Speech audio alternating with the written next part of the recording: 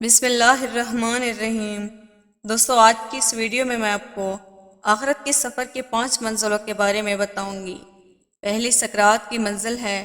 مرنے سے پہلے جب انسان کی سانس اکھڑ جاتی ہے اس وقت کو سکرات یا نزع کی کیفیت کہتے ہیں۔ اس کیفیت کے طاری ہونے سے پہلے انسان کے لیے توبہ کا دروازہ کھلا رہتا ہے۔ اس وقت نیک آدمی کے استقبال کے لیے جنت سے فرشتے آتے ہیں۔ یہی وجہ ہے کہ بعض انسانوں کو موت سے پہلے نداء آتی ہے۔ البتہ نیک لوگوں سے کہا جائے گا کہ اے وہ جان جو اللہ کی اطاعت میں چین پا چکی ہے، اپنے پروردگار کی طرف اس طرح لوٹ کر آ جا کہ تو اس سے راضی ہو اور وہ تجھ سے راضی، اور شامل ہو جا میرے نیک بندوں میں اور داخل ہو جا میری جنت میں۔ اور جب گنہگار آدمی کی موت کا وقت آتا ہے تو اس وقت جہنم سے فرشتے آتے ہیں۔ ان کے پاس جہنم کے ہتھوڑے ہوتے ہیں۔ اس کی روح قبض کرتے ہوئے فرشتے بدبو کی وجہ سے ناک پر چادر رکھ لیتے ہیں۔ انسان کی سفر آخرت کی دوسری منزل قبر ہے۔ حدیث شریف میں آتا ہے کہ ایک مرتبہ نبی اکرم صلی اللہ علیہ وآلہ وسلم مسجد میں تشریف لائے تو چند آدمیوں کو دیکھا کہ وہ کھلا کھلم ہنس رہے ہیں۔ حضور صلی اللہ علیہ وآلہ وسلم نے فرمایا کہ اکثر موت کو یاد کیا کرو، کیونکہ کوئی دن بھی قبر پر ایسا نہیں گزرتا جس میں وہ یہ اعلان کرتی ہو کہ میں غربت کا گھر ہوں، تنہائی کا گھر ہوں، کیڑوں اور جانوروں کا گھر ہوں۔ جب کوئی مومن کامل ایمان والا دفن ہوتا ہے تو قبر اس سے کہتی ہے تیرا آنا مبارک ہے، تو نے بہت اچھا کیا کہ آ گیا۔ جتنے لوگ میرے پشت زمین پر چلتے ہیں تو ان میں سے مجھے بہت محبوب تھا، آج تو میرے سپرد ہوا، تو میرے حسن سلوک کو بھی دیکھے گا۔ اس کے بعد وہ اس قدر وسیع ہو جاتی ہے کہ منتہائی نظروں تک کھل جاتی ہے، اور جنت کا ایک دروازہ اس میں کھل جاتا ہے جس سے وہاں کی ہوائیں اور خوشبو وغیرہ پہنچتی رہتی ہیں۔ اور جب کافر یا فاجر دفن کیا جاتا ہے تو قبر کہتی ہے تیرا آنا منحوس اور نامبارک ہے، کیا ضرورت تھی تیرے آنے کی؟ جتنے آدمی میرے پشت پر چلتے ہیں سب سے زیادہ بغض مجھے تجھ سے تھا، آج تو میرے حوالے ہوا، تو میرا معاملہ بھی دیکھے گا۔ اس کے بعد اس کو اس قدر زور سے کھینچتی ہے کہ ایک پسلی سے دوسری پسلی میں گھس جاتی ہے، جس طرح ہاتھ میں ہاتھ ڈالنے سے انگلیاں ایک دوسرے میں گھس جاتی ہیں۔ اس کے بعد 90 یا 99 اسادے اس پر مسلط ہو جاتے ہیں اور اس کو نوچتے رہتے ہیں، قیامت تک یہی ہوتا رہے گا۔ حضور صلی اللہ علیہ وآلہ وسلم فرماتے ہیں اگر ایک اسادہ بھی ان میں سے زمین پر پھینک مار دے تو قیامت تک زمین میں گھاس نہ اگے۔ اس کے بعد حضور صلی اللہ علیہ وآلہ وسلم نے ارشاد فرمایا قبر جنت کا ایک باغ ہے یا جہنم کا ایک گھڑا ہے۔ سفر آخرت کی تیسری منزل حشر ہے۔ حدیث پاک میں آتا ہے کہ حشر کا ایک دن 50,000 سال کا ہے۔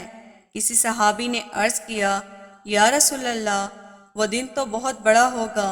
نبی کریم صلی اللہ علیہ وآلہ وسلم نے فرمایا قسم ہے اس ذات کی جس کے قبضے میں میری جان ہے، بے شک یہ مومن کے لیے اتنا آسان ہوگا جتنا اس کے لیے دنیا میں فجر کی نماز پڑھنا آسان ہوا کرتا تھا۔ عائشہ صدیقہ رضی اللہ تعالیٰ عنہ فرماتے ہیں کہ نبی کریم صلی اللہ علیہ وآلہ وسلم کی سب سے مختصر نماز فجر کی 2 سنتیں ہوا کرتی تھی۔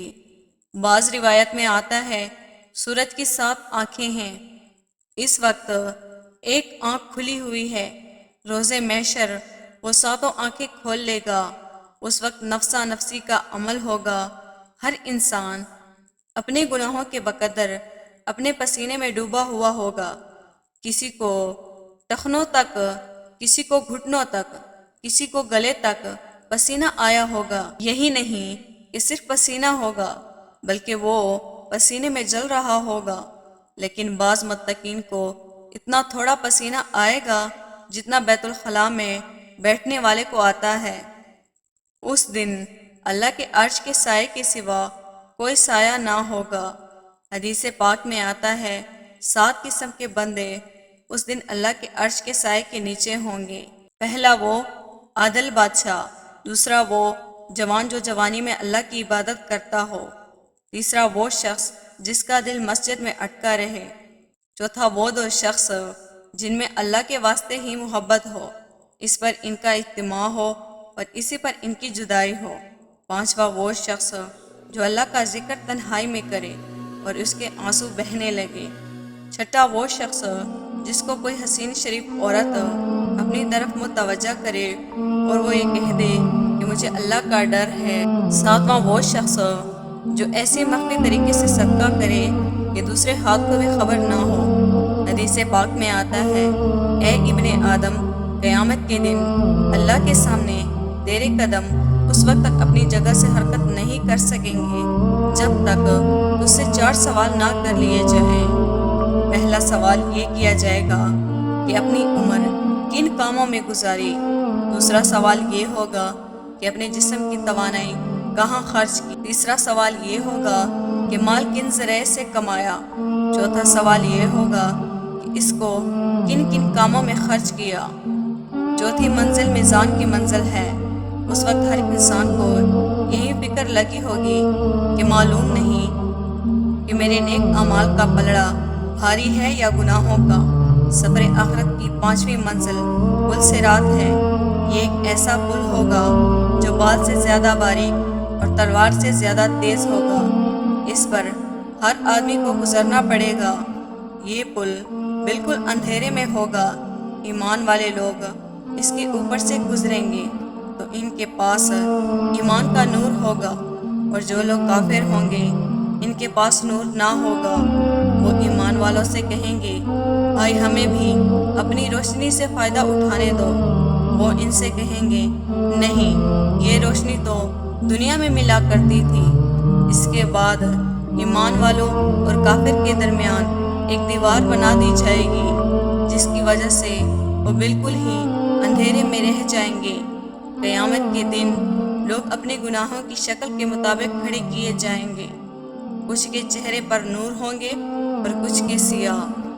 اللہ پاک ہم سب کے لیے آخرت کی منزل آسان کرے، آمین۔